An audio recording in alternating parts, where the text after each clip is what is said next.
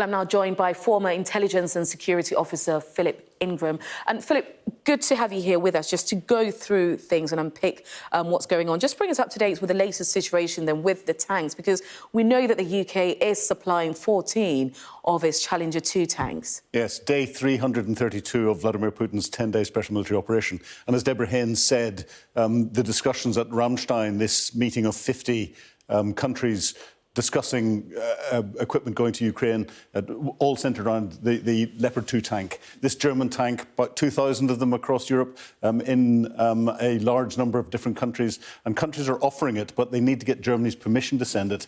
And then there's calls for Germany to send some of their stocks that they've got just sitting around. Germany hasn't said no. They've said they need some more time to make a decision. And some countries have already started training Ukrainian crews on the tanks because it's very different to the tanks that the Ukrainians are used to operating. You mentioned that UK has decided to send 14 Challenger 2 tanks, a very, very capable tank. That's a complete squadron, and there'll be other supporting armoured vehicles on the Challenger chassis with that. And that will give them, combined with the US Bradley infantry fighting vehicle, which we see here, and the AS-90 guns that have been given, the Ukrainians a capability to have a real punch into the Russians, but they need more to be able to exploit that and take it even further. And what's the current state then on the ground? Well, on the ground, I think part of that's playing into the decision-making around with equipment, bits and pieces. The Ukrainians are having some success in Crimea, in the northeast there, and making some small advances, but heavy fighting going on.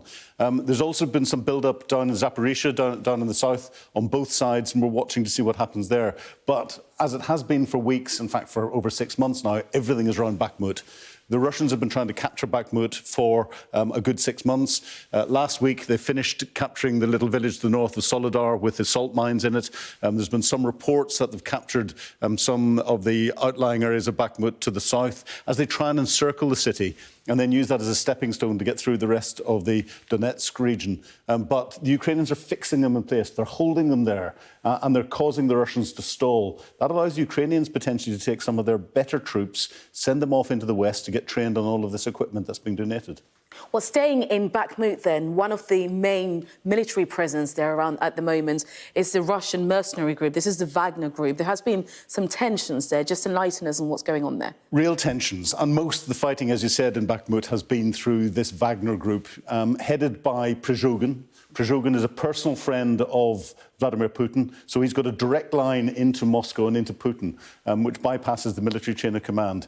But he's also very critical, not just of some of the political decisions made by Defence Ministry and all the rest of it, but of the commander on the ground. So Gerasimov, who's just been appointed as the commander on the ground for the whole of Ukraine, Prigozhin sees him operating outside his area of influence. He was put in to try and bring the Wagner group together. Wagner have sourced some of their equipment from North Korea.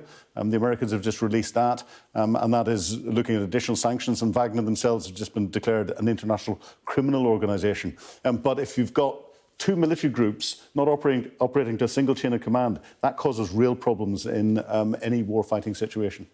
Philip, thank you very much indeed for that update. Philip Ingram there.